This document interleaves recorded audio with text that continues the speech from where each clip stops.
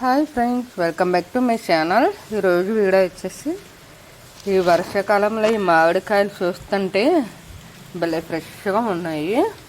ఇది సంవత్సరానికి మూడు కాపులు అంటండి. అయితే ఒక పక్కన మామిడికాయలు కాస్తున్నా మరో పక్క పూత వచ్చేస్తుంది మళ్ళాని. ఇది ఈ పాది వచ్చి సమ్మకాయలు అంటండి. మరి అవి ఎలా ఉంటాయో తెలియదు. దాని పక్కన ఒక బీరగంజ పెట్టాను. అయితే ఆ కాయలు తింటామో లేదో తెలియదు, కానీ ఆ పాదికి ఈ బీర విత్తనం పెట్టాం కదా, ఆ పాదికి ఎక్కించేస్తే రెండు సమానంగా పాకుతాయి.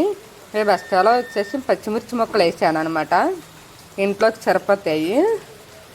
ఈ వాటర్ మెలాన్కి మేడ మీద నుంచి వచ్చే వాటర్ అంతా దానికి వెళ్ళిపోతుంది. మరి ఉంటుందో పోతుందో మరి తెలియదు. ఈ మొక్కలు అయితే మాత్రం ఈ వర్షానికి భలే ఫ్రెష్గా కనబడుతున్నాయి.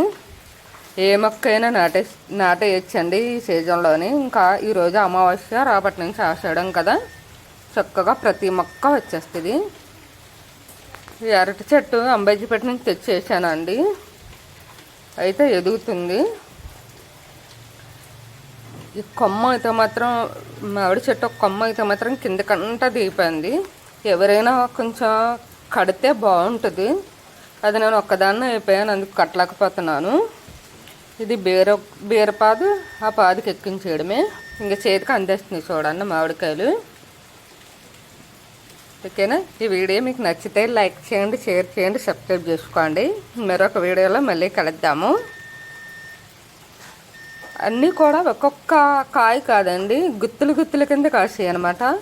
ఇంకా మేడ మీద చూస్తే మాత్రం 6-7 గుత్తుల కింద కాసేస్తున్నాయి. ఇంక నెల అంతా అంటే వర్షాలు పడే సీజన్ అంతా కూడా ఆ ఫ్లోర్ అంతా నాచి పెట్టేస్తుంది. మనం ఎంత క్లీన్ చేసినా అనవసరం. చూసారా 3 కాయలు అయ్యి. ఓకేనా? మీకు నచ్చితే లైక్ చేయండి, షేర్ చేయండి, సబ్స్క్రైబ్ చేసుకోండి. మరొక వీడియోలో మళ్ళీ కలుద్దాం. బాయ్.